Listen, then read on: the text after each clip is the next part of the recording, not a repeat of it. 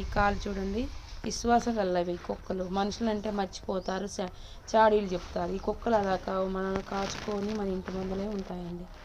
అదొకటి గుర్తుపెట్టుకుంటే ఎవరైనా సరే వీటిని అనాథలు చేయొద్దండి. ఎవరైనా సాయం చేసి తీసుకెళ్ళే వాళ్ళు ఉంటే కొంచెం తీసుకెళ్ళి చదువుకోండి. ఒక ముద్ద మిగిలినది కొంచెమైనా వేసినా మన ఇంటి ముందర ఉంటాయండి ఇవి. అదండి వీటి సంగతి. చూడండి అలా కట్టారు మా మేడం గారు. వీటికి ప్లేవుడు, ఇది ప్లేవుడు. ఇది చూడండి ప్లేవుడు, చెక్క డబల్ కాడ మంచం వేద్దండి.